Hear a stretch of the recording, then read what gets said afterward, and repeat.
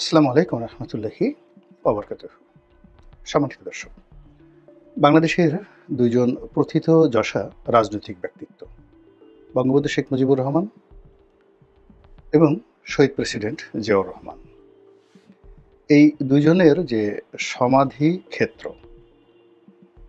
এই সমাধি ক্ষেত্রের সঙ্গে মাজার শব্দটি যুক্ত হয়েছে।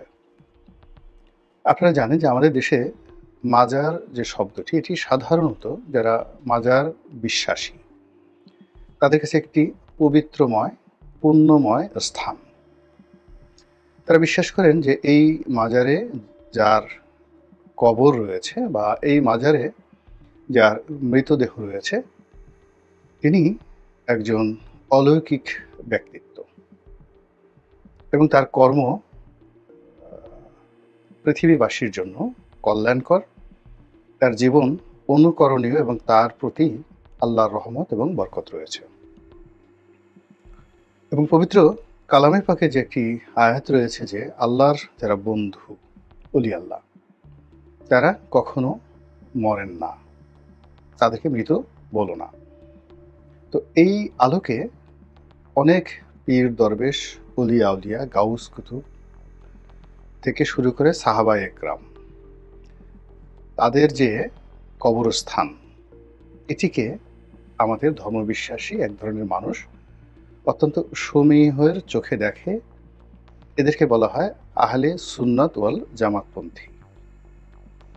তো এই মতাদর্শের যারা মানুষ, তাদের মধ্যে আবার একটু ডেভিয়েশন হয়ে অনেকটা সুফিবাদের দিকে যারা চলে গেছেন, অনেকটা ভাববাদী দিকে যারা চলে গেছে, অনেকে নিজেদেরকে খুব মারিফতের বাদশা হিসেবে প্রচার করার জন্য কিছু অদ্ভুত কর্মকাণ্ড করেন এবং এ সকল মাজারকে কেন্দ্র করে, যেটা নিয়ে ইসলামের মধ্যে অন্যান্য যে সকল মতাদর্শ রয়েছে, স্কুল রয়েছে, বিশেষ করে জামায়াত ইসলামী। তো জামায়াত ইসলামীর যে মওদুদিবাদ বা ওহাবিবাদ, তারা এই মাজারবাদকে পরিপূর্ণভাবে ঘৃণা করে, এটাকে শিরক মনে করে।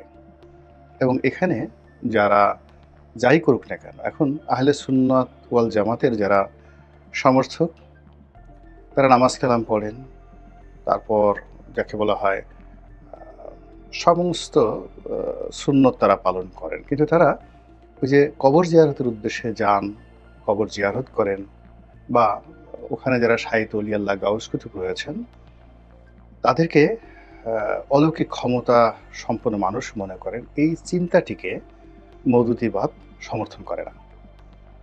তো মওদুদিবাদ, জামাত বা ওহাবিবাদ, এটা কিন্তু আরও প্রাচীন যুগ থেকে, মানে সেই যে আব্বাসীয় খলিফাদের যুগ থেকে কিন্তু এটা চলে আসছে। এই স্কুলটা, এই মতবাদটা চলে আসছে এবং এই মতবাদের কয়েকজন বিখ্যাত আলেম আছেন, মশহুর আলেম। তাদের মধ্যে সর্বপ্রাচীন যাকে বলা হয়, এরকম দুজন রয়েছেন, ইবনে তাইমিয়া এবং ইবনে কাসির। আপনারা হয়তো অনেকে ইবনে তাইমিয়ার নাম শুনেছেন, কিন্তু তার যে লিটারেচার, এটা হয়তো অনেকে জানেন না বা পড়েন না। কিন্তু ইবনে কাসিরকে সবাই চিনেন দুটো গ্রন্থের কারণে, তাফসিরে ইবনে কাসির এবং আল বিদায়া ওয়ান নেহায়া। ইবনে কাসিরের লেখা সেই বিখ্যাত ইতিহাসের বই। তো সেই যে ইবনে তাইমিয়া, তারপরে ইবনে কাসির, এরকম অসংখ্য যারা স্কলার, চিন্তাবিদ, দার্শনিক, সেই দর্শন শাস্ত্রটি মূলত ওহাবিবাদে চলে এসেছে। তো এটা নিয়ে ইসলামিক জগতে ঠিক কেউ একটা কনক্রিট সিদ্ধান্ত আসতে পারেননি যে কোনটি সত্য কোনটি মিথ্যা।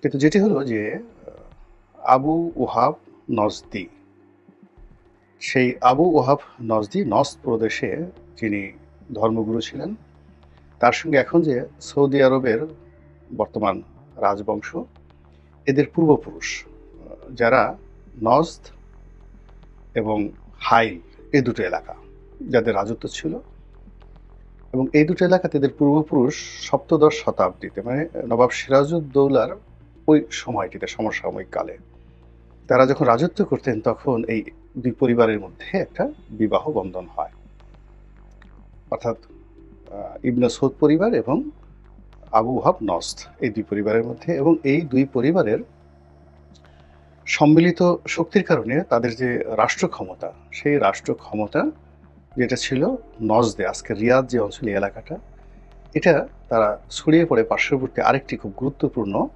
এলাকা, যেটি হাইল। এটা শাসন করত আব্দুর রশিদ দস্তাম, এই পরিবারটি।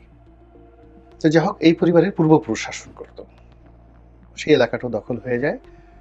এবং তারা এই যে ওহাবি মতবাদটা ওই সময়টিতেই সমস্ত আরব পেনিনসুলার, মানে সেই আজকে যে সৌদি আরবের যে যে এলাকাতে তখন খুব গ্র্যান্ড এলাকা ছিল, যেমন মক্কা, মদিনা, তারপরে ইরাক, কুফা, এই সমস্ত এলাকাতে এই মতবাদটা ভীষণ রকম আলোড়ন তৈরি করে। এবং ওই সময়টাতে আরবের একটা প্রাচীন পদ্ধতি ছিল, তারা মূর্তি পূজা করত, গাছ পূজা করত, পাথর পূজা করত। এবং ওই যে তাদের যে মনোবৃত্তি, এটা আসলে শিরকের একটা পর্যায়ে চলে গিয়েছিল। তারা যে কোনো গাছের নিকট, কবরের নিকট মসজিদ রেখে কান্নাকাটি করত। এবং এটা হযরত আলীর জমানাতে এটা এত বেশি হয়ে পড়েছিল যে হযরত আলীও তার অনেক, যে তার নাহাজাল বালাগা, সেই বইতে আপনি দেখবেন যে সেখানে তিনি খুব নিরপেক্ষভাবে বলেছেন যে তোমরা এখানে বসে এই কাজ করছো কেন? তোমরা মসজিদ ছিল না? ওখানে গিয়ে আল্লাহর কাছে নামাজ পড়ে দোয়া করো। তো যাই হোক, এখন ওই যে আবু ওহাব নজদি, তিনি শুধুমাত্র আল্লাহর রাসূল অর্থাৎ মদিনাতুল মুনাওয়ারাতে আল্লাহর রাসূল সাল্লাল্লাহু আলাইহি ওয়াসাল্লাম, হযরত উমর এবং হযরত আবু বকর সিদ্দিক রাদিয়াল্লাহু তাআলা আনহু, এই তিনটা যে কবর ব্যতিরিকে অন্য যে কবরগুলো মনুমেন্ট আকারে ছিল, সেই মনুমেন্টগুলো সব ভেঙে দেয়, একদম চুরমার করে দেয় মক্কা মদিনার সব জায়গাতে।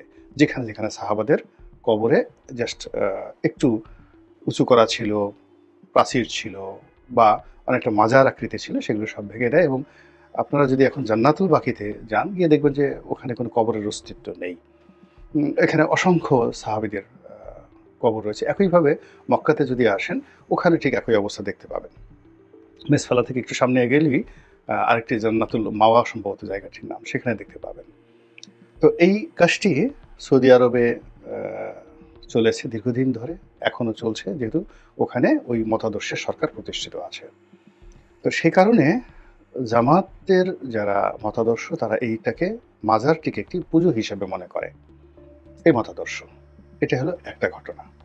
তো সেই দিক থেকে বাংলাদেশে জিয়াউর রহমান সাহেবের যে সমাধিসৌধ, কিংবা যাকে বলা হয়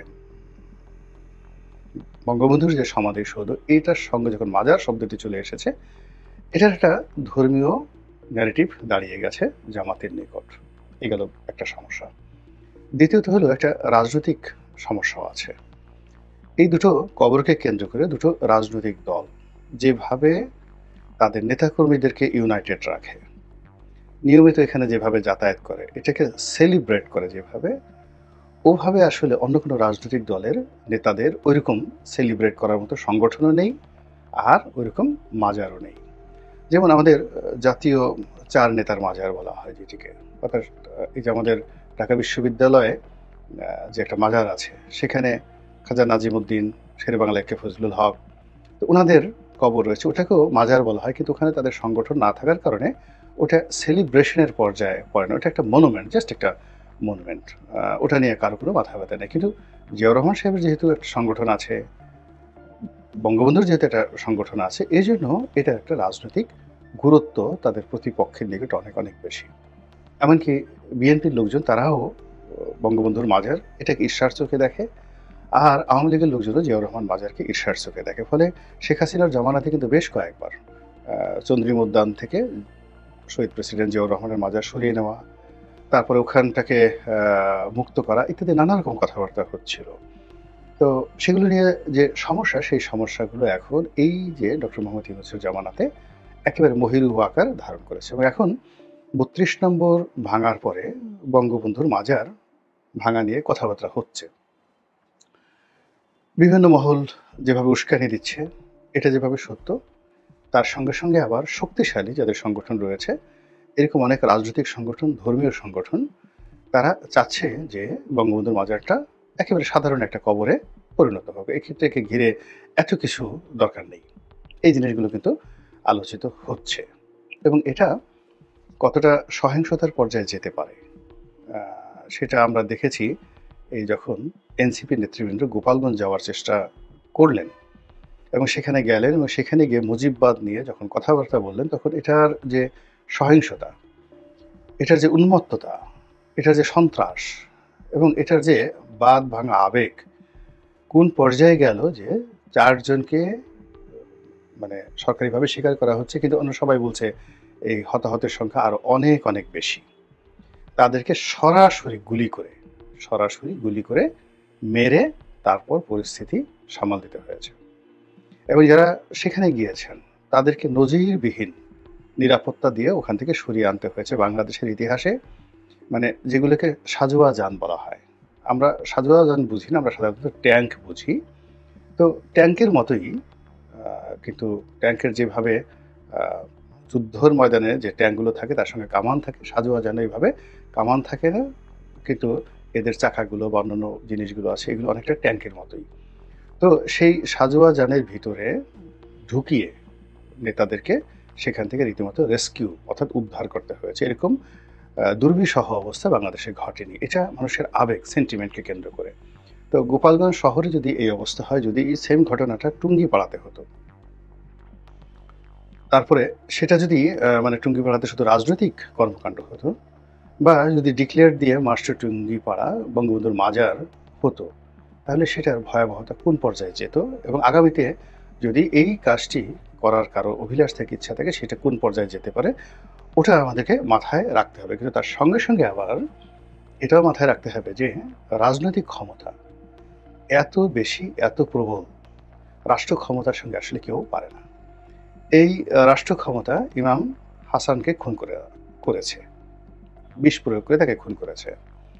ইমাম হুসাইন রাদিয়াল্লাহু তাআলা আনহু, ইমাম হাসান রাদিয়াল্লাহু তাআলা আনহু এবং ইমাম হুসাইন রাদিয়াল্লাহু তাআলা আনহু, তার মাথা থেকে অর্থাৎ শরীর থেকে মস্তক বিচ্ছিন্ন করে তার শরীরের এই দুটো অংশকে দুই জায়গাতে দাফন করা হয়েছে। একটি অংশ সেই কারবালাতে আছে, আরেকটি অংশ মিশরে রয়েছে, মিশরের রাজধানী কায়রোতে রয়েছে। এই দুটো অংশ। তো তখন এই মানুষের আবেগ কাজ করেনি। এজিদের যে তলোয়ার, আবদুল্লাহ বিন জিয়াদের তলোয়ার সবকিছু মীমাংসা করে দিয়েছে। এটি নিয়ে গল্প আছে, উপন্যাস আছে। এই কাজ করার ফলে তাদের ধ্বংস আসছে, তারা মরে গেছে, তাদের নানা রকম অভিভাবক সাপ এসেছে, এটা একটা পার্ট। কিন্তু বাস্তবতা হলো যে তলোয়ার দ্বারা এটা মীমাংসিত হয়েছে আবেগ। তো কাজেই রাষ্ট্র ক্ষমতা যদি কেউ পায়, তাহলে তারা যদি চায় যে বঙ্গবন্ধুর মাজার একেবারে গুড়িয়ে দেওয়া হবে, এখানে আসলে কোনো আবেগ কাজ করবে না। এরকম 4 জনের জায়গায় 40 জন, 40 জনের জায়গায় 400 জন মারা যাবে। সেই সাইদি সাহেবের যে চাঁদে দেখা গিয়েছে, ওটা নিয়ে যা হয়েছিল বগুড়াতে, আপনি চিন্তা করেন, তার চেয়ে কি আর হবে। তো এনিওয়ে, এখন বক্তব্যটা হলো, যখনই বঙ্গবন্ধুর এই মাজারটাকে গুড়িয়ে দেওয়া হবে বা হতে পারে, বা যদি হয় কখনো, এটা যে হবে না এটা কিন্তু বলা যাচ্ছে না। এটা রাষ্ট্র ক্ষমতার উপরে নির্ভর করবে। আর যখনই বঙ্গবন্ধুর মাজারটা ভেঙে দেওয়া হবে, একইভাবে খুব দ্রুত অল্প সময়ের মধ্যে চন্দ্রিমা উদ্যান থেকে জিয়াউর রহমান মাজারও সরে যাবে। বিকজ দুটোই পলিটিক্যাল যে গুরুত্ব রয়েছে, সেই পলিটিক্যাল গুরুত্বের সঙ্গে সঙ্গে ধর্মীয় গুরুত্ব রয়েছে, ইতিবাচক নেতিবাচক। এরপরে কি হবে? যে রাষ্ট্রশক্তি এই দুটো মাজারকে ভেঙে দেওয়ার জন্য প্রমোট করতে পারে, প্রলুব্ধ করতে পারে, বা যে সমাজ এটাকে উস্কে দিতে পারে এবং যে সমাজ এটাকে গ্রহণ করতে পারে, তো সেই সমাজে শিরক বলতে যা বোঝায়, যেটা আমাদের রাষ্ট্রীয় কালচারে পরিণত হয়েছে, সেই জিনিসগুলো থাকবে না। যেমন ধরুন, আমরা শহীদ যারা শহীদান 1952 সনে শহীদ হয়েছেন, তো তাদের ব্যাপারে মানুষের আবেগ হলো যে এরা মুসলিম, তো সেখানে মিলাদ হবে, কোরআনখানি হবে, তারপরে শেষে গরিব মানুষদেরকে ভুড়ি ভোজ করানো হবে বা খাওয়ানো হবে। গরিব মানুষ আল্লাহর কাছে দোয়া করবে, এর কারণ হলো ক্ষুধার্তকে খানা দেওয়ার চেয়ে আর বেহেতার ইসলাম নেই। আপনি যত নামাজ কালাম পড়েন না কেন, সবচেয়ে বেহেতার ইসলাম হলো দুটো, আল্লাহ রসুলের একেবারে সহি হাদিস। তো বেহেতার ইসলাম হলো 1 নম্বর মানুষকে সালাম দাও, অর্থাৎ মানুষের কল্যাণ কামনা করো এবং মানুষ সম্পর্কে ভালো ধারণা পোষণ করো। এর সাথে আর বড় ইসলাম নেই। দ্বিতীয়ত হলো যে মানুষকে খানা খাওয়াও, ক্ষুধার্ত ব্যক্তি থেকে শুরু করে যে কোনো মানুষকে খাদ্য খাওয়ানোটা হলো ইসলামের সবচেয়ে বেহতর ইসলাম। এবং এই জন্য মানে কাউকে পরিতৃপ্ত করে, খুব সহজে কাউকে পরিতৃপ্ত করা যায় কেবল খাদ্য দিয়ে। এর বাইরে আপনি অন্য কোনো কিছু দিয়ে পরিতৃপ্ত করতে পারবেন না। তো সেইভাবে শহীদানদের, সেটা ৭১-এর মুক্তিযোদ্ধা বলেন, ৫২-এর শহীদান বলেন, তাদেরকে সম্মান জানানো, তাদের দুনিয়া এবং আখেরাতের কল্যাণ এবং তাদের পরিবার পরিজনকে মর্যাদা দেওয়ার ইসলামী রীতি রয়েছে। কিন্তু আমাদের যে শহীদ মিনার কিংবা আমাদের জাতীয় স্মৃতিসৌধ, এখানে গিয়ে যে সকল কর্মকাণ্ড করা হয়, এ সকল কর্মকাণ্ডকে ইসলামী তাহাজিব এবং তমুদ্দুন, মানে সংস্কৃতি, ইসলামী সংস্কৃতি এবং ঐতিহ্য, এটার সঙ্গে সরাসরি কন্ট্রাডিক্ট করে। এখানে গান গাইতে গাইতে যাচ্ছেন, খালি পায়ে যাচ্ছেন, ফুল দিচ্ছেন, ওখানে হারমোনিয়াম বাজাচ্ছেন, রাত ১২টার সময় গিয়ে দাঁড়াচ্ছেন। এটা সেই যারা মাজার পুজোকে বা মাজারপন্থীদেরকে ঘৃণা করেন, তাদের কাছে এটা আরও বিষাক্ত, আরও বিষাক্ত। তো কাজেই এইগুলো কি হবে? This is the question. Second thing হলো, এই যে আমাদের ঢাকা বিশ্ববিদ্যালয়ে কতগুলো সেই মূর্তি রয়েছে, সেটা রাজু চত্বর বলেন কিংবা সেই শামীম শিকদার যে আরেকটা করেছেন অপরাজেয় বাংলা বলেন, কিংবা স্বোপার্জিত স্বাধীনতা, যেটা টিএসসিতে রয়েছে, স্বোপার্জিত স্বাধীনতা। টিএসসির দুটো, একটা হলো টিএসসির যে ডাসের পিছনে স্বোপার্জিত স্বাধীনতা, আর একটা হলো রাজু ভাস্কর্য, যেটা একেবারে টিএসসির যেটা মোড় বলা হয় সেখানে। আর অপরাজেয় বাংলা এটা রয়েছে কলা ভবনের সামনে। তো এখন এই যে বিমূর্ত মূর্তিগুলো, সেই যে আপনি এটাকে সেই স্ক্যাপচার বলেন কিংবা এগুলোকে ভাস্কর্য বলেন, কিন্তু এগুলো প্রকৃতপক্ষে আসলে মূর্তি। এইগুলোর কি হবে? এখন বিশ্ববিদ্যালয়গুলোতে যে রাজনীতির জয় জয়কার, যাদের হাতে বিশ্ববিদ্যালয় কলেজগুলোর যে নিয়ন্ত্রণ, তারা এই মাজার পুজোর মতোই এই জিনিসগুলোকে ঘৃণা করে এবং এই জিনিসগুলোকে তারা ওন করে না। তো যখন এই যে দুটো মাজার ভেঙে ফেলা হবে বা এই দুটো মাজার গুড়িয়ে দেওয়া হয় বা এই দুটো মাজারের বিরুদ্ধে যা কিছু আমরা আশঙ্কা করছি বা যে সমস্ত প্রচার আমরা শুনছি, কথাবার্তা শুনছি, এটার আলটিমেট গোল কোথায় যেতে পারে এবং সেই সমাজ, সেরকম একটা সমাজ আমাদের এই দেশে যদি প্রতিষ্ঠিত হয়, যেমন ধরুন সৌদি আরবের মতো একটা সমাজ প্রতিষ্ঠিত হলো, চুরি করলে হাত কেটে দেবেন, তারপরে শেষে ওজনে যদি কম দেয় তাহলে আপনার মাংস কেটে নিয়ে আপনি দাড়ি পাল্লায় ওজন করবেন, ১ কেজি যদি মাংস কম দেয় আপনার শরীর থেকে ১ কেজি মাংস কেটে দেওয়া হবে। এই জিনিসগুলো, বা আপনি একটা অন্যায় করলেন, পাথর মেরে আপনাকে মুহূর্তের মধ্যে, নারী হোক পুরুষ হোক, জেনা ব্যভিচারে যে বিচার দেওয়া হলো, শিরশ্ছেদ করা হলো প্রকাশ্যে, একদম যে কোনো একটা নারী বা পুরুষকে শিরশ্ছেদ করা হলো, ফাঁসি শাসি এই সমস্ত হবে না। এই জিনিসগুলো তো আসলে এখন সৌদি আরবে চলছে। সৌদি আরবে চলছে এই শরিয়া যে আদালত এবং শরিয়ার যে বিচার, এই জিনিসগুলো আগামীতে যখন আপনার এই সমাজে ১৮ কোটি মুসলমানের দেশে আসবে, তখন এই জিনিসগুলো আপনি কিভাবে গ্রহণ করবেন? এটা নিয়ে এখনই যারা দার্শনিক রয়েছেন, চিন্তাবিদ রয়েছেন, তারা যদি তাদের চিন্তাকে প্রসারিত করেন, মন মানসিকতাকে ঠিক সেইভাবে শক্ত করেন এবং রিয়ালিটি মেনে নেওয়ার চেষ্টা করেন, তাহলে আগামীতে দুঃখ কষ্ট কম হবে, আনন্দ বেশি হবে। আল্লাহ আমাদের সবাইকে হেদায়েত দান করুন এবং হেফাজত করুন। আসসালামু আলাইকুম ওয়া রাহমাতুল্লাহি ওয়া বারাকাতুহু।